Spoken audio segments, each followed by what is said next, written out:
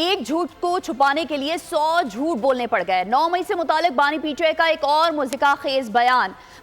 منظر عام پر آ گیا۔ اب کہتے ہیں کہ اگر 9 مئی کے سی سی ٹی وی فوٹیج دیکھ لیں تو معافی مانگ لیں گے۔ ان بیانات سے بانی پی ٹی آئی کا ماضی میں بولا گیا جھوٹ پکڑا گیا۔ مزید تفصیلات جانے کے نمائندہ خصوصی سلمان آوان سے۔ سلمان، آگاہ کیجیے گا۔ جی بالکل، آپ نے صحیح کہا کہ اس بیان کو مضحکہ خیز کہا جا سکتا ہے، اور جس طرح سے وہ اپنے یو ٹرنز لینے کے معاملے میں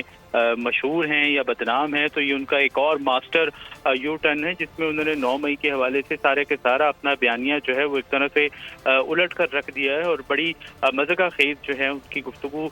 سامنے آئی ہے، جس میں ان کا مطالبہ ہے کہ الٹا ان سے معافی مانگی جائے کیونکہ انہیں اغوا کیا گیا۔ اور سب سے جو مضحکہ خیز چیز ہے وہ یہ ہے کہ ان کا کہنا ہے کہ 9 مئی کی جو فوٹیجز ہیں، جو واقعات ہیں، خاص طور پر سی سی ٹی وی فوٹیج کی ہم بات کر رہے ہیں، تو اس میں اگر پی ٹی آئی کا ایک بھی کارکن سامنے آیا تو وہ مشروط طور پر معافی مانگنے کے لیے تیار ہیں۔ تو یہ بہت ہی مضحکہ خیز گفتگو ہے جس میں ہم دیکھ سکتے ہیں کہ جو 9 مئی کے حوالے سے فوٹیجز ہیں اس میں نہ صرف پی ٹی آئی کے کارکن موجود ہیں بلکہ جو پی ٹی آئی کے بڑے بڑے لیڈر ہیں، بڑے بڑے رہنما جو شمار ہوتے ہیں، اور بہت ساری وہ خواتین جنہوں نے پی ٹی آئی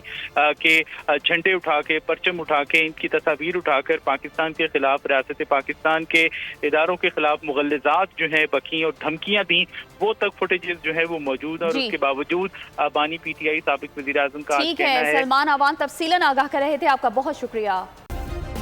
سبسکرائب کریں اور بیل دبائیں تاکہ کوئی خبر رہ نہ جائے۔